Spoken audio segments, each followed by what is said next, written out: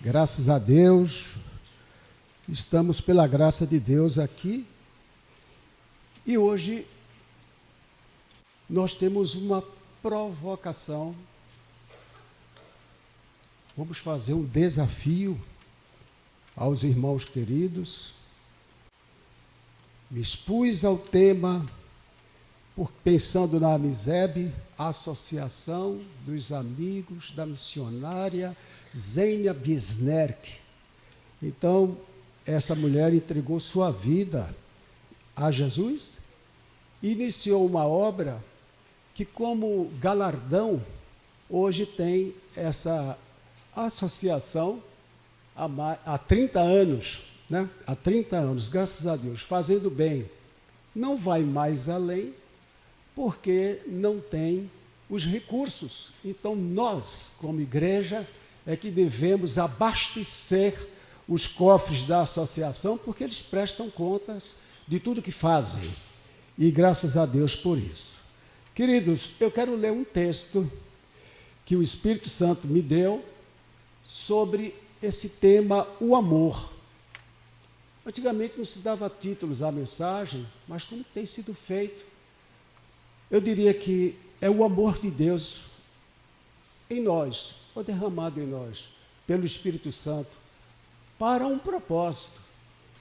Esse amor que é bom estar em nós, ele somente é eficaz se nós o colocamos a serviço de Deus. E um dos testes, vou dizer isso mais de uma vez, mais tremendo, mais desafiador, é exatamente o amor pelo próximo. O texto está em capítulo 6 de Lucas, e nos versículos de 32 a 36, a minha Bíblia é Ara. Se eu vou ler naquela Ara, penso que é Ara mesmo ali. Se não for, a gente lê duas vezes, porque eu vou comentar, vou fazer exegese nesse texto, como o apreendi aqui. Se amais o que vos amam, se amais os que vos amam, qual é a vossa recompensa? Porque até os pecadores amam aos que os amam. Se fizerdes o bem aos que vos fazem o bem, qual é a vossa recompensa? Até os pecadores fazem isso.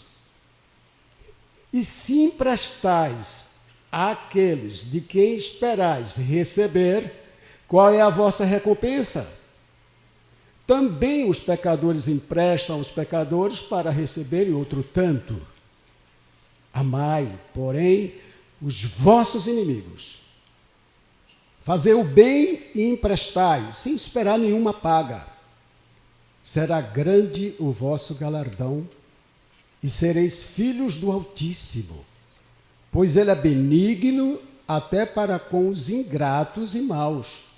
Sede misericordiosos, como também é misericordioso vosso Pai. Graças a ti, Senhor. Que o teu Espírito fale através de mim. Em nome de Jesus. Amém. Queridos, amor, em português, 4 letras, né? O contrário de amor em português é Roma. Já pensou? Mas em inglês é love. Os gregos, eles tinham uma classificação para a palavra amor. Eu aprendi, na minha pequenez, apenas 3.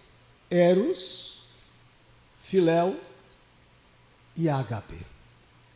Mais tarde me disseram, não, tem 4 tipos. No grego? Sim, no grego.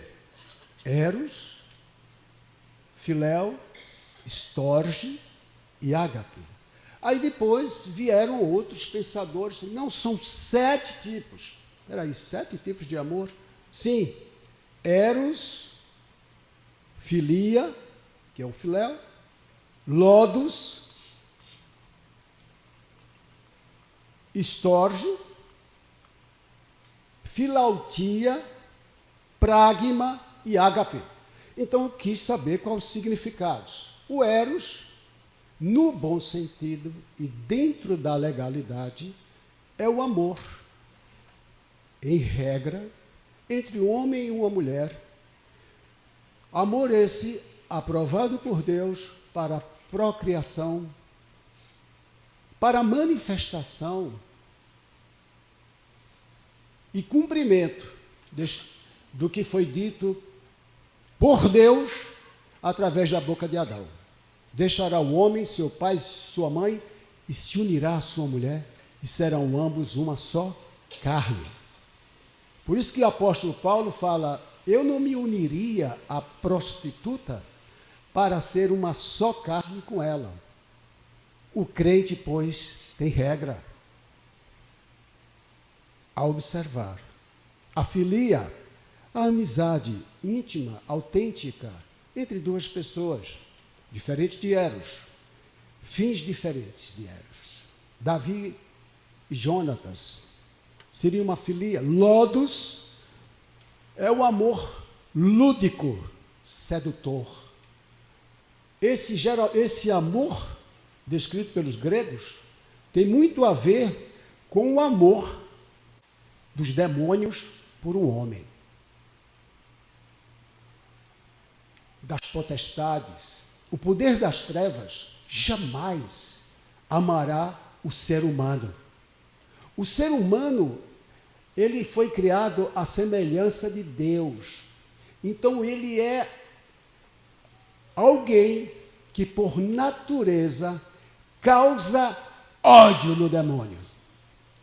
Então, somente enganando, jogo lúdico, sedutor, é que o demônio pode ser aceito por um ser humano, como que num estado de psicopatia, porque como podemos acolher o veneno dentro de nós? A finalidade dos demônios, Jesus denunciou em João 10:10, é matar, é roubar e é destruir. Se não o possuído, mas outras pessoas, a sua família. Então, jamais o lodos seria o amor. Isso aqui são conceitos dos homens. O storge é o amor familiar, dentro da família. Inclui, inclusive, o sacrifício. Uma mãe pelo filho é um amor real. É um amor é um tipo de amor de Deus, o amor de uma mãe pelo filho, principalmente um filho inocente. Dificilmente uma mãe desprezaria seu filho.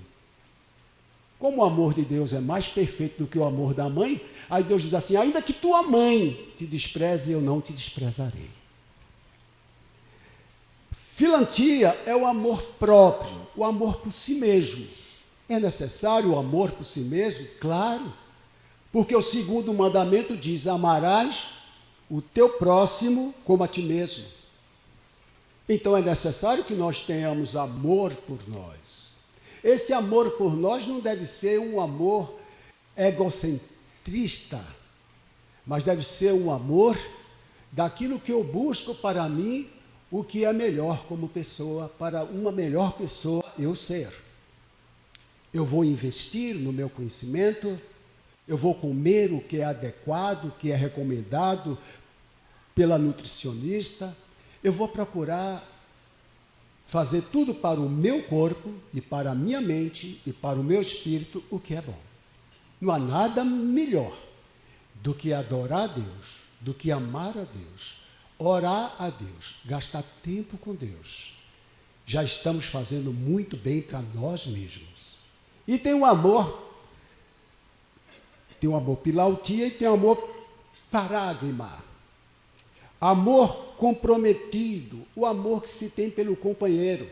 Esse amor nasce, às vezes, numa viagem, numa exploração que se faz numa selva e a pessoa começa a ver o caráter um do outro e começa um defender o outro. Esse é o amor pragma. E tem o amor ágape, descrito, pelos gregos. Amor, empatia, universal, misericordioso. Mas aqui ainda é conceito de homens. Aí vem a psicologia. A psicologia fala, não são apenas 7. Você leu só 7.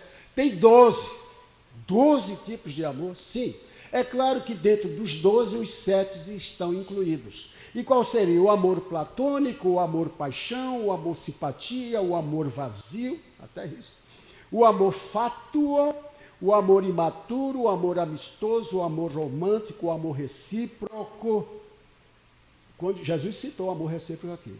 Se você ama os que vos amam, os pecadores também fazem isso. A reciprocidade. O amor projetual, o amor familiar e o amor perfeito. Não vou dar o conceito de todos eles, porque os irmãos podem ver isso buscando na internet o amor segundo a psicologia. Mas o conceito bíblico de amor, o apóstolo Paulo, ele criou um monumento no primeiro capítulo, na primeira carta sua, a primeira epístola aos Coríntios, capítulo 13, e ali ele vai dizer, esse cântico que nós acabamos de cantar agora foi inspirado em 1 Coríntios 13. E ali, sim, Paulo vai dar o conceito real de amor.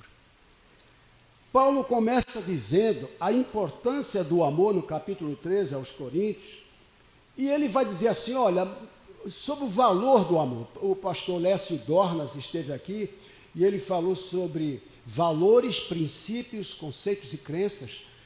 E Paulo, ele vai dizer, olha, ainda que eu falasse a língua dos homens, ainda que eu entregasse o meu corpo para ser queimado, então ele vai fazer uma introdução para dizer que nada vale se eu não tivesse amor.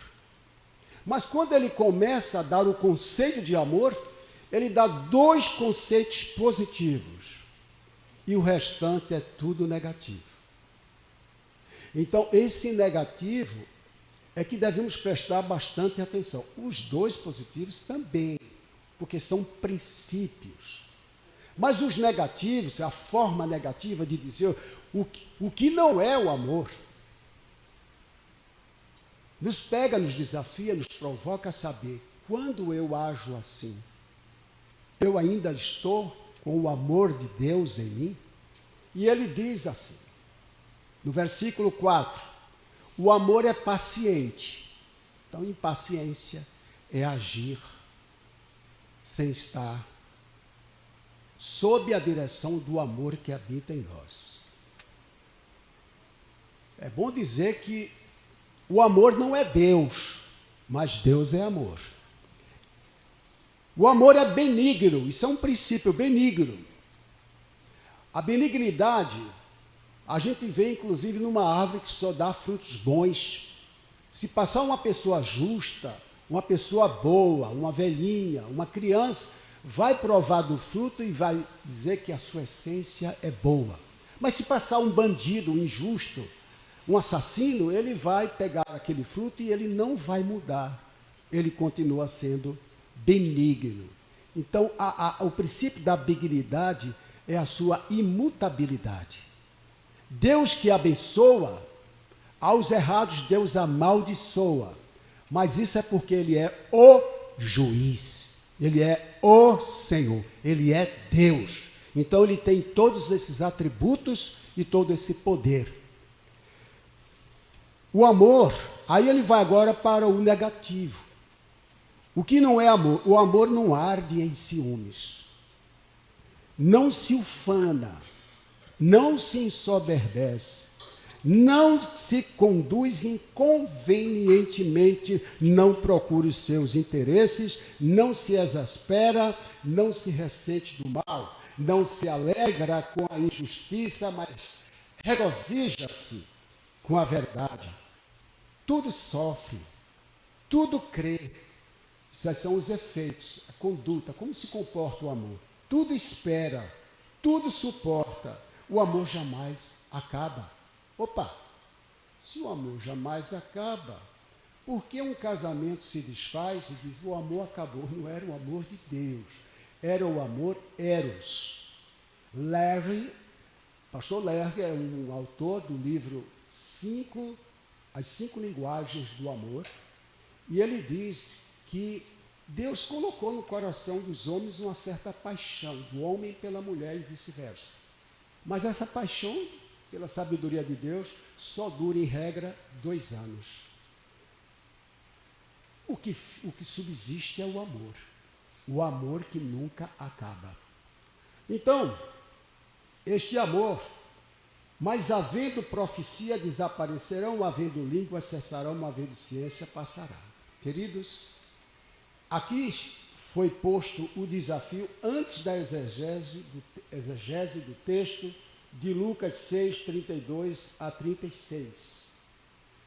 Nós temos aqui uma constatação que Paulo, ele quer atribuir a esse amor, no seu entendimento correto, inspirado pelo Espírito Santo, que o amor é um dom. É um dom dado por Deus. Nós não criamos o amor.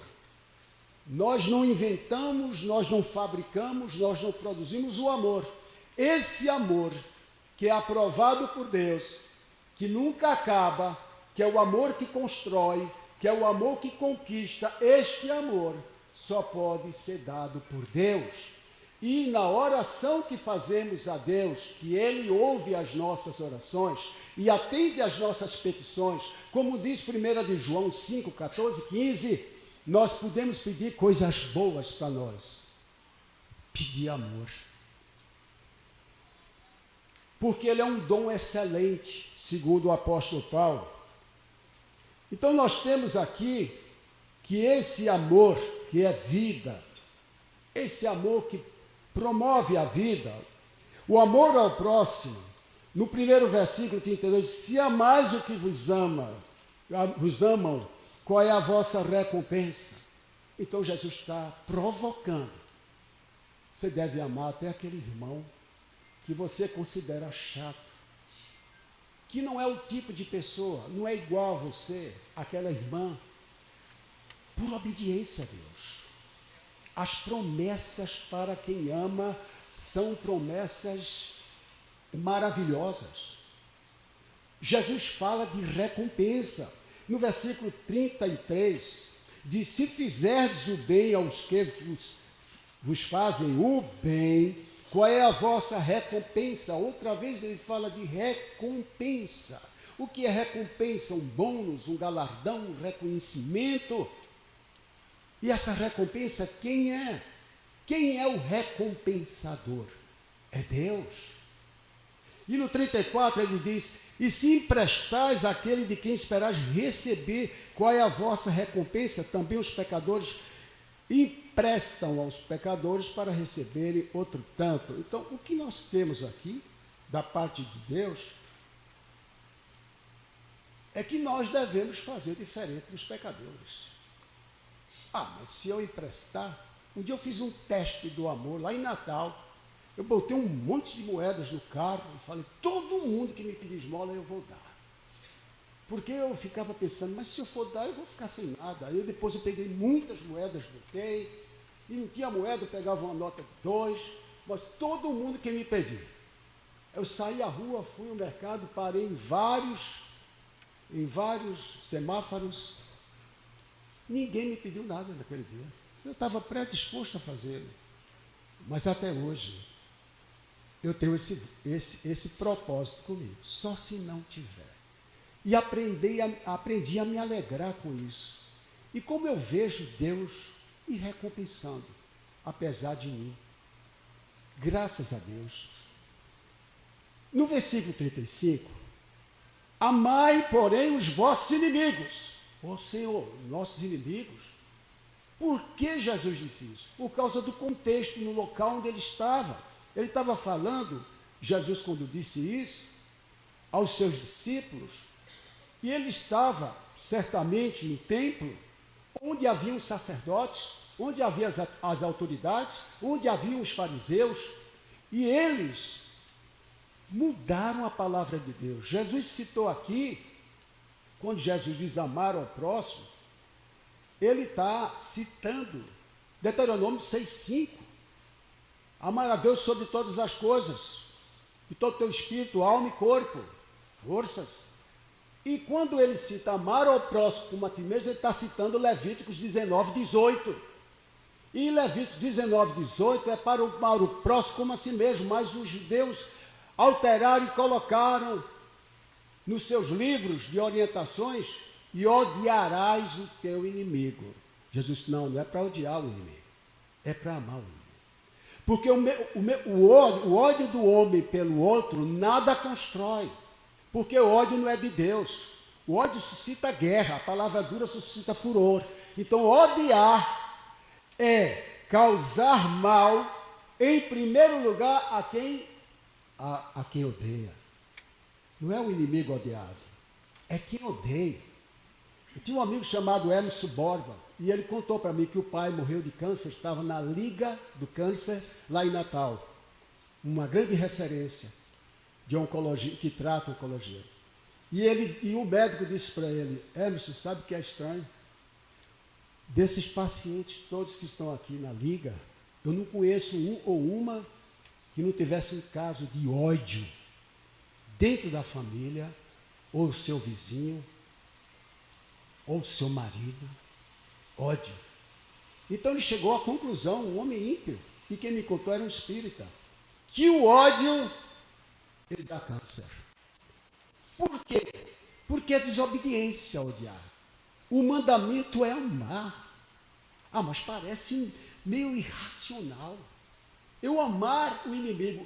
É claro que Jesus aqui está trazendo uma figura de linguagem, uma hipérbole, que era um método dos mestres na época de Jesus. Ele também usou muito: arranca teu olho, corta teu pé. São hipérboles.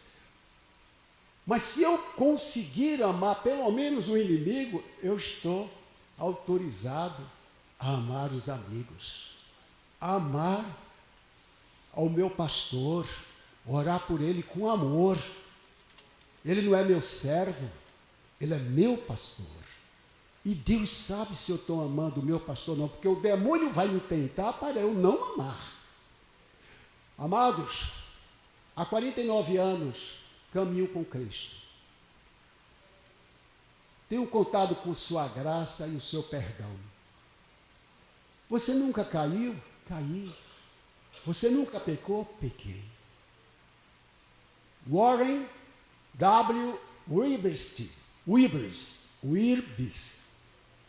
Nome fácil, né? Americano falando. Esse Warren, ele tem um comentário da Bíblia toda. E ele diz que alguém perguntou para ele: pastor, o crente pode pecar? Ele falou: o crente não tem licença de Deus para pecar. Mas o crente peca. Mas não é nova criatura, e por que peca? Peca, mas sofre uma consequência maior do que os pecadores. Porque aquele a quem muito deu é muito cobrado. Então, eu não quero pecar contra Deus, nem tenho autorização dele. Eu tenho apenas a misericórdia. E ele diz: João disse: filhinhos, essas coisas vos escrevi para que não pequeis. Mas se pecardes, temos um advogado no céu, Jesus Cristo, o justo. Então, a ordem é não pecar.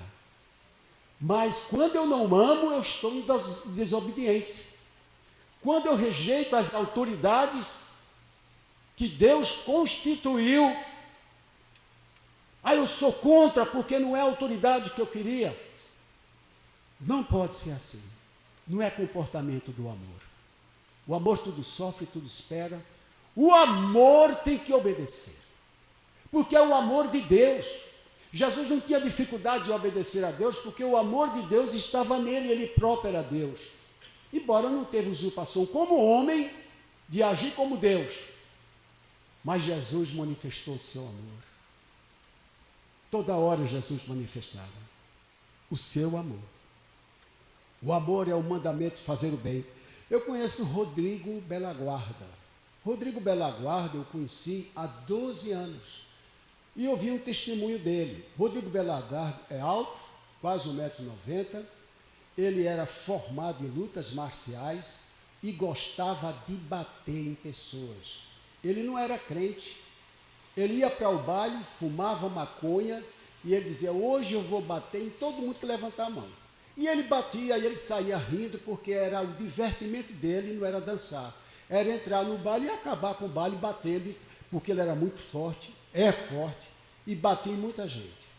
E um dia ele estava nessas empreitadas dentro do carro, com eram 4. Os 4 fumando maconha, estavam saindo de Natal, foram para Mossoró para uma festa que tinha lá, e a intenção dos 4, todos eles lutavam na luta, era bater nas pessoas. Imagine seu filho chegando em casa sem o dente, porque ele fazia isso. O espírito do mal o incentivou, dizendo que isso era bom para se divertir, e ele fazia isso. Nunca foi preso, homem mau. Só que um dia, aquele dia que estava indo para Mossoró, depois de fumar maconha, entrou o assunto Deus. E o que estava aqui do lado, atrás do motorista, falou assim, vocês conhecem o Santo? Santo era apelido de um crente que estudava na mesma faculdade deles. Mas eu conheço. Aí um conheceu, aquele cara é fanático, aquele cara é doido. Aí eles começaram a dizer as aventuras do Santo. E esse daqui começou a dizer, olha, ele pode ser doido, mas um dia eu estava passando uma aflição muito grande, estava quase deprimido, com uma nota baixa que eu tive, e eu estudei, mas eu fui mal pontuado, mal avaliado pelo professor, e eu estava com uma raiva muito grande, e eu estava muito triste, e o santo, ninguém percebeu, mas o santo percebeu, e o santo chegou para mim e falou, se você precisar de ajuda, eu estou às tuas ordens, olha, você tem valor, você sabe muito mais do que a nota que você recebeu, fica triste não, precisar, eu estou aqui. E ele disse que ele nem olhou para a cara do santo, ele estava triste, manteve calmo, mas depois ele sentiu que essa palavra tinha um tempero diferente. E a partir daí ele começou a cumprimentar santo, porque ele era mau também. Aí o outro disse assim também, um dia também ele falou comigo, pedindo para eu ir para a igreja dele. E eu ridicularizava, motejava, mangava dele. Como é que ele veio falar comigo? Ainda tocou em mim, sorriu. Eu quase dava um tabefe nele. Rapaz, tu é idiota, tu não sabe que eu não gosto de tu. Mas ele falou comigo. Enquanto ele falava isso, o Bela Guarda, insensível e rindo, olhou para o motorista e viu que ele estava chorando. Ele, cara, foi o que aconteceu nesse carro? Aí quando chegou em Mossoró, o de trás que começou falou assim, eu não sou crente. Mas se um dia eu for crente, eu quero ser igual a santo. E acontece que esses 4 chegaram em Mossoró e disseram, o clima aqui está ruim, vamos voltar para Natal. Do jeito que a gente está aqui, só faltava encontrar o santo aí. Disse, não, o santo não vai para baile, jamais. E eles voltaram. E Bela Guarda foi falar com o santo. E o santo disse, se você veio a mim, é porque Deus te enviou. Eu estou falando de Rodrigo Bela Guarda, vocês podem ver isso no YouTube. Então, ele foi à igreja de santo e entregou a sua vida a Jesus. Mas quando ele entregou Bela Guarda, ele se lembrou do que o outro disse. Se um dia eu for crente, eu quero ser igual a santo. E ele procurou o santo, quando é que vai ter culto aqui? Ah, vai ter culto, pessoa, no outro domingo. Não, mas muito longe. Santo, tu me diz alguma coisa mais sobre Deus? E ele ficou na faculdade todos os dias, ia para o restaurante universitário e foi aprendendo. Rodrigo Bela Guarda, com 3 meses, ele disse assim, eu não quero ser um crente comum, pastor. Eu quero entregar a minha vida totalmente a Deus. Totalmente a Deus. Aí o pastor viu tanto interesse, tanta fome de Deus, que mandou Rodrigo Bela Guarda para o seminário. Rodrigo Bela Guarda se formou em teologia. Rodrigo Bela Guarda se casou com a irmã lá da igreja. Rodrigo Bela Guarda tem 2 filhos. Rodrigo Bela Guarda disse, eis-me aqui, envia-me a mim. Aí as missões enviaram a Igreja Batista para um país muçulmano. Foi o teste dele. E ele foi. E ele disse que era tão perigoso para ele, que todas as vezes que ele ia numa padaria, numa simples padaria, ele dizia para a esposa dele, olhe filha, que pode ser a última vez que a gente está se vendo. A família se abraçava, os filhos, ele ia numa padaria comprar pão, porque ele podia voltar ou não voltar. Mas Rodrigo Bela Guarda é um homem de Deus. Porque o amor de Deus no santo alcançou o seu coração. Não foi santo, não foi... Quando Paulo foi aos Coríntios, eu não vim falar com vocês com sabedoria de palavra, mas eu vim no poder de Deus. O poder de Deus é o amor, irmão. O amor de Deus, quanto nós perdemos por recusar o amor de Deus. Mas eu não recuso o amor de Deus. Não é o amor que te favorece tão somente. É o amor de Deus em ti, por Ele próprio e pelo próximo. Primeiro nós amamos a Deus. Mas Paulo diz, como é que você pode amar a Deus que você não vê? Se você não ama o seu irmão que você vê. Se você desobedece. Não podemos ser desobedientes. Rejeitar as autoridades constituídas por Deus, rejeitar a sua palavra. Não podemos, irmão. Charles Haddon Spurgeon. Spurgeon se converteu, nasceu em 1834, se converteu com 16 anos. E no ano seguinte, Spurgeon, com 17 anos, era pastor de uma igreja. Ele foi considerado o príncipe dos pregadores. Ele morreu em 1892, apenas com 57 anos e 7 meses. Spurgeon disse que quando já estava pregando na igreja do Tabernáculo, né, que é uma igreja grande que existe até hoje, ele ainda ia para aquela primeira igreja pregar, porque não tinha outro pregador, ali onde ele foi com 17 anos. Mas para ir para lá, só podia ir de cavalo. E ele de cavalo chegava bem perto da igreja, ele tinha que descer no charco do cavalo, tirar os sapatos e meia, arregaçar a calça e passar pela água molhada ali, né, pela grama molhada. E depois tinha um aclive. Enquanto ele estava ali naquele charco, ele falou, Senhor, o orgulho bateu nele. Eu já estou pregando lá em Londres. Deixa-me, Senhor, bota outro pastor aqui, eu tenho que vir por essas conversas. Faço isso há tantos anos. Mas acontece, quando ele subiu o aclive, o cavalo puxado a mão, e ele subiu o aclive, que ele olhou, assim que subia, ele já viu o teto da igreja, e na medida que subia, via até o chão da igreja. E nesse dia, toda a igreja combinou de ficar do lado de fora, de mãos dadas, sorrindo, olhando para ele que estava subindo ali. Aquilo bateu no coração dele. Ele se ajoelhou e falou, Senhor, está no livro de Spurgeon que ele fala os milagres de Jesus. Ele caiu ali, Senhor, perdoa, perdoa. Não atende o meu pedido, deixa eu ser pastor dessa igreja. E ele olhando aquela coisa, aquela prova de amor. Ele semeou o amor naquela igreja há tantos anos. E agora ele estava querendo abandonar a igreja. Ele disse, não me tira daqui, Senhor, não me tira. Porque o amor faz isso. Quantas vezes o amor conquistou? Como aquela mãe que tinha uma filha que nasceu na igreja, mas por causa das suas amizades no colégio, com 16 anos, disse que ia para um baile. E disse que não queria mais ir para a igreja. E ela foi para o primeiro, para o segundo. E a mãe, amando muito, não sabia o que fazer. Disse, ó Deus, dá-me sabedoria, que palavra. Coloca alguém na vida da minha filha. Ela tinha dificuldade de convencer a filha, porque não era ela, só o Espírito Santo. Mas um dia veio uma ideia louca lá, a filha gostava demais da sopa que a mãe fazia e não ia para o baile sem tomar aquela sopa. E era sábado à noite. E a mãe preparou aquela sopa gostosa que ela estava tomando com muita satisfação, e a mãe começou a varrer o chão da cozinha. E depois que varreu, ela disse, mãe, varrendo agora, na hora que estou comendo, Senhor, eu preciso.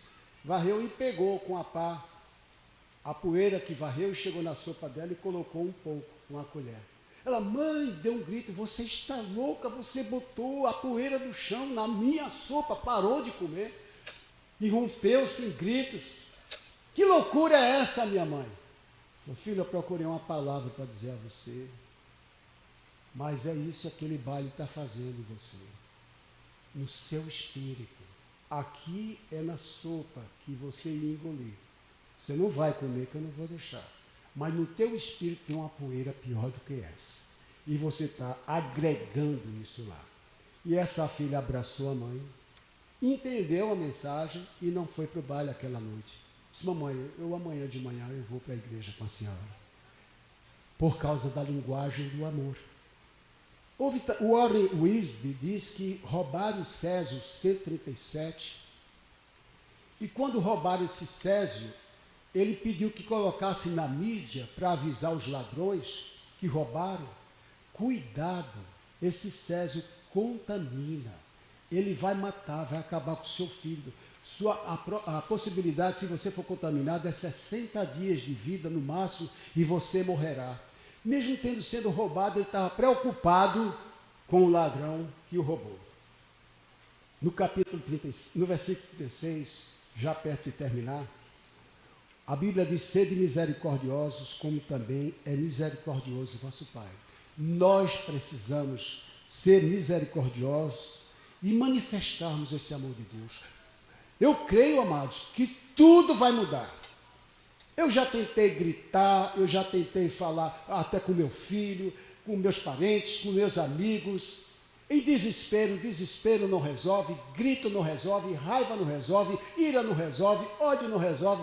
Mas o amor, eu consegui o coração dessas pessoas. Decidindo amar meu filho. Quando eu pensava que ele estava errado em não querer ir para a faculdade aos 18 anos, ele estava buscando uma outra coisa. E ele encontrou. E eu compreendi e investi na vida dele com amor. Ainda que não seja o que eu queria, mas eu vou investir, ele é meu filho e eu não quero perder meu filho. E graças a Deus, hoje eu tenho um filho nos Estados Unidos, conseguiu green card no mês passado, tem 8 anos, é mestre em tecnologia da informação, engenharia da informação, é doutor nesse mesmo, especialista em criptografia e foi promovido. De técnico, foi a diretor, depois um gerente, porque diretor lá é de setor, né? É gerente setorial, chama director, mas é um gerente setorial. Mas hoje ele já foi gerente geral e hoje é o CEO de uma empresa americana. Investi e não me arrependi. Meu filho é crente, para a glória de Deus. Graças a Deus por isso. As horas estão passando e vamos terminar. Então aqui, o grande teste: quem não ama seu irmão, não ama a Deus. João diz: aquele que odeia seu irmão é assassino. Antes o odeia. Se disser ama a Deus, é mentiroso. 1 de João 4,20. O que odeia seu irmão é assassino. 1 de João 3,15. Aquele que diz estar na luz e odeia seu irmão, até agora está em trevas. Aquele que ama seu irmão permanece na luz e nele não há nenhum tropeço. Queridos, eu diria uma coisa: se você está com raiva de alguém, não foi o Espírito Santo que colocou essa raiva em você. Com certeza foram demônios. Se você já odeia alguém, perdoa nessa manhã, perdoa em nome de Jesus, porque não é o Espírito Santo que está te estimulando a odiar, são os demônios. Se você não gosta de alguém, você não está aqui, você está aqui para servir. O amor é paciente, não se porta mal, diz. O amor faz o bem. Vamos vencer o poder das trevas, negando o que o diabo quer que nós retenhamos. Vamos perdoar, vamos amar. É claro que você amando, você pode disciplinar. Hebreus 12:11. Deus castiga quem ama, está lá. Você pode disciplinar, até o irmão você pode exortar, você pode ademoestar, mas você tem que saber: eu amo o meu irmão. Obrigado, meu irmão Mateus. Toda disciplina com efeito no momento não parece ser motivo de alegria, mas de tristeza. Ao depois, entretanto, produz fruto pacífico aos que têm sido por ela exercitados, frutos de justiça. Vamos ficar em pé, vamos orar nesse instante. Eu chamo o pastor Manassés, por gentileza, e aqui meu querido pastor, e eu queria orar e peço ao pastor que ele ministre a bênção. Amém? Tá certo. Então, Pai Santo, a tua palavra foi trazida e me operou um efeito muito grande, tu sabes disso. Eu amo meus irmãos que estão aqui. Diante de ti, Pai, não tem ninguém para eu reter o perdão. Eu amo a todos, apesar de eu ser diferente, deles serem diferentes. Perdoa-me, Senhor, se eu mostrei alguma coisa diferente do que está no meu coração. Mas eu quero te obedecer para envergonhar o poder das trevas, em nome de Jesus.